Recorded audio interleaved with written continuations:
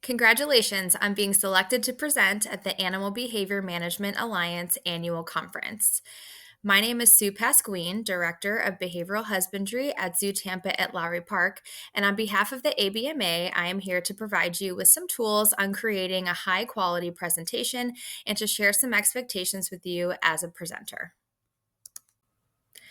Whether you have presented at an ABMA conference before or this is your very first time, I hope that this information can provide you some additional tools as you're creating a highly engaging presentation for any audience. When developing your presentation, you'll want to ask yourself, what do I want my audience to take away from this? If you have an overarching theme and a main point that you want to get across, you'll want to use pertinent information and the slides to help tell your story.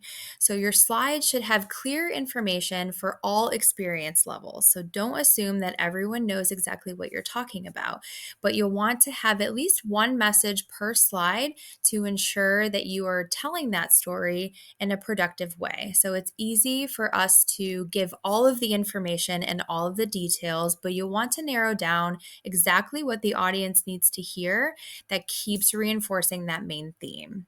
A good rule of thumb is to keep about 1 to 2 minutes per slide so that you don't go off and overshare information and go over time and keep everything directed towards that main theme. When organizing your content onto your slides to support your overall theme, it's a good idea to have a good balance of photos and media, graphs, data tables, anything that will help support and visually explain your message. So in this particular example, I'm using a heat map from a stingray habitat. If I was sharing information about how the animals are spending their time, this would be a great visual to reinforce that message. It is also good practice to label your photos, data tables, graphs, videos, so that your learners and audience can clearly see what it is that they're looking at, because sometimes our data tables or graphs can be a little confusing. We also do not have the ability to use laser pointers at the ABMA conference.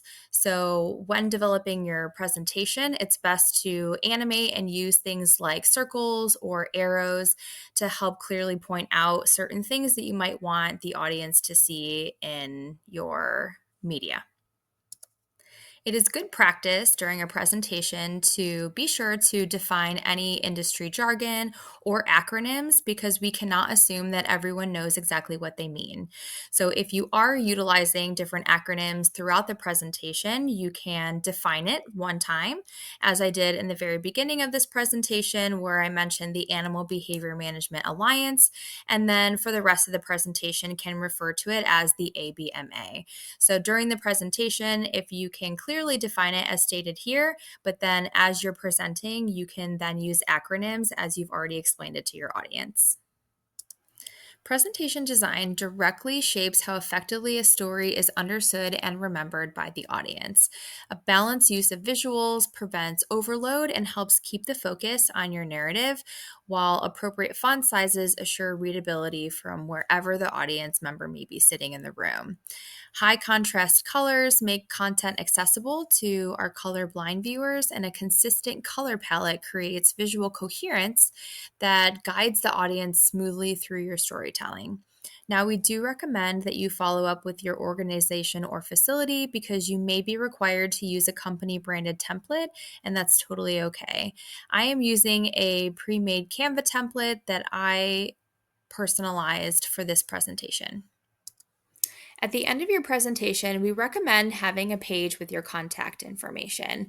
This could be a thank you page where you can shout out people that have contributed to the success of your project. However, to facilitate networking and to get quick access to your contact information, we recommend having that listed here. However, you will have access to all audience members through the Whova app.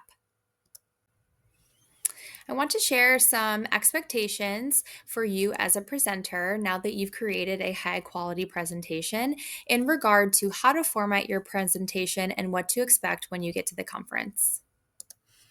Presentations can be created in PowerPoint, Keynote, Canva, or Google Slides.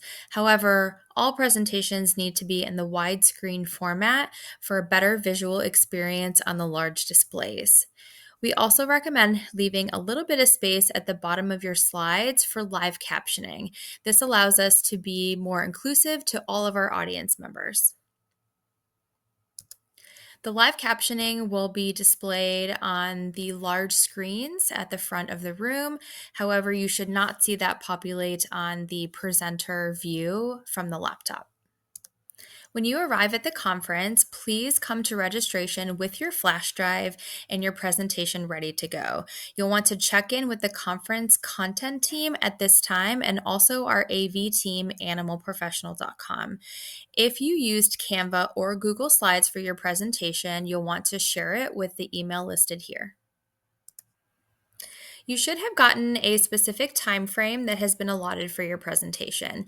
You will be in a session with other presenters, and you will be assigned a moderator that will help give you more direction and to help you keep time. Your moderator may cut you short, however, if you do go over time, even if you haven't finished your presentation. And this is to ensure that we stay on schedule with the conference agenda. My recommendation is that you practice, practice, practice. Do it for yourself, time yourself, do it for other audiences to make sure that you're going to stay on time and that your presentation doesn't get cut short. Thank you for being a part of the ABMA annual conference. We are excited to see you and your presentation, hear your story, and share in your success. If you have any questions for the AV team, you can reach out to them at support@animalprofessional.com, and we'll see you soon.